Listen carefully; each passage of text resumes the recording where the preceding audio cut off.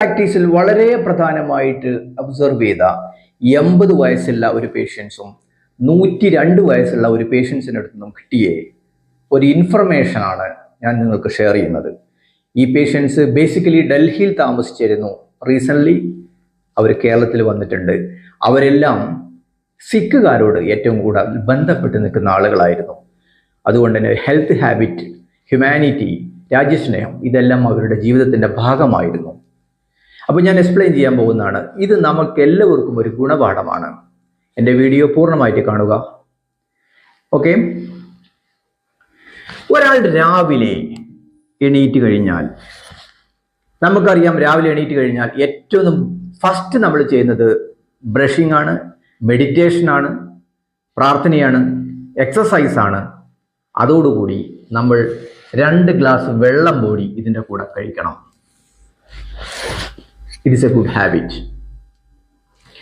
അപ്പോൾ ഞാൻ പറഞ്ഞു ബ്രഷിംഗ് അറ്റ് ഏർലി മോർണിംഗ്. അത് കഴിഞ്ഞു കഴിഞ്ഞാൽ നമ്മൾ ബ്രേക്ക്ഫാസ്റ്റ് നമ്മൾ കഴിക്കുന്നു.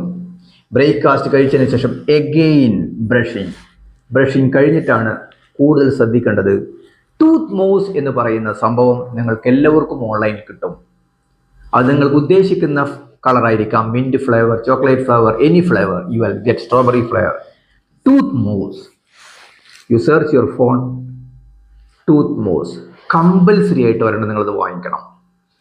ഈ ടൂത്ത് മോസ് നിങ്ങളുടെ ഫിംഗർ കൊണ്ട് തന്നെ എല്ലാ പല്ലുകളിലും അപ്ലൈ ചെയ്യണം.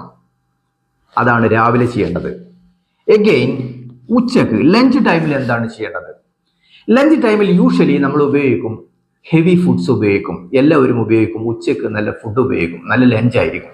അപ്പം അതുകൊണ്ട് തന്നെ നമുക്ക് ഫ്ലോഷിങ്ങും ഇന്റർഡെന്റൽ ക്ലീനിങ്ങും നിർബന്ധമാണ്. പല്ലിൻ്റെ ഇട വൃത്തിയാക്കൽ, 2 പല്ലിൻ്റെ ഗ്യാപ്പ് വൃത്തിയാക്കൽ നിർബന്ധമാണ്. അപ്പോൾ ഫ്ലോസിങ്ങും ഡെന്റൽ ക്ലീനിങ്ങും നമ്മൾ എന്ത് ചെയ്യണം? ഉച്ച സമയത്ത് നിങ്ങൾക്ക് മാറ്റി വെക്കണം. അപ്പോൾ ഇനി രാത്രി, ഈവനിങ് ആൻഡ് സ്കിപ്പിംഗ്, രാത്രി നമ്മൾ എന്ത് ചെയ്യണം? ഉറങ്ങാൻ പോകുന്നതിൻ്റെ 2 മണിക്കൂർ മുമ്പ് നമ്മൾ എന്ത് ചെയ്യണം?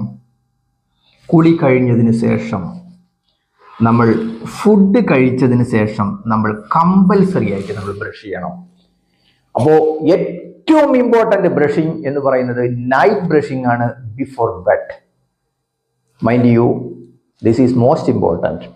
അപ്പോൾ അത് കഴിഞ്ഞതിന് ശേഷം നമ്മൾ റിൻസ് ചെയ്യാൻ ഒരു വാട്ടർ ഉപയോഗിക്കണം.